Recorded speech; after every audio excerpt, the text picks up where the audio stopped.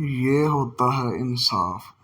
ملزم ایک 15 سالہ لڑکا تھا۔ ایک اسٹور سے چوری کرتا ہوا پکڑا گیا۔ پکڑے جانے پر گارڈ کی گرفت سے بھاگنے کی کوشش کی۔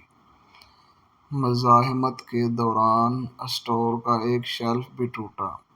جج نے فرد جرم سنی اور لڑکے سے پوچھا، تم نے واقعی کچھ چرایا تھا؟ بریڈ اور پنیر کا پیکٹ۔ لڑکے نے اعتراف کر لیا۔ کیوں؟ مجھے ضرورت تھی، لڑکے نے مختصراً جواب دیا۔ خرید لیتے۔ پیسے نہیں تھے، گھر والوں سے لے لیتے۔ گھر پر صرف ماں ہے، بیمار اور بے روزگار۔ بریڈ اور پنیر اسی کے لیے چرائی تھی۔ تم کچھ کام نہیں کرتے؟ کرتا تھا، ایک کار واش میں۔ ماں کی دیکھ بھال کے لیے ایک دن کی چھٹی کی تو نکال دیا گیا۔ تم کسی سے مدد مانگ لیتے؟ صبح سے مانگ رہا تھا، کسی نے ہیلپ نہیں کی۔ جرا ختم ہوئی اور جج نے فیصلہ سنانا شروع کر دیا۔ چوری اور خصوصاً بریڈ کی چوری بہت ہولناک جرم ہے اور اس جرم کے ذمہ دار ہم سب ہیں۔ عدالت میں موجود ہر شخص مجھ سمیت اس چوری کا مجرم ہے۔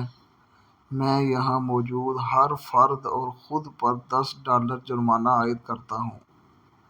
$10 ادا کیے بغیر کوئی شخص کورٹ سے باہر نہیں جا سکتا۔ یہ کہہ کر جج نے اپنی جیب سے $10 نکال کر میز پر رکھ دیے۔ اس کے علاوہ میں اسٹور انتظامیہ پر $1000 جرمانہ عائد کرتا ہوں کہ اس نے ایک بھوکے بچے سے غیر انسانی سلوک کرتے ہوئے اسے پولیس کے حوالے کیا۔ اگر 24 گھنٹے میں جرمانہ جمع نہ کرایا گیا تو کورٹ اسٹور سیل کرنے کا حکم دے گی۔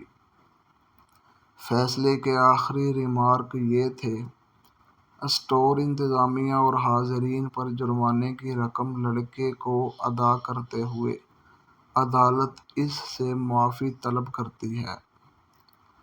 فیصلہ سننے کے بعد حاضرین تو اشکبار تھے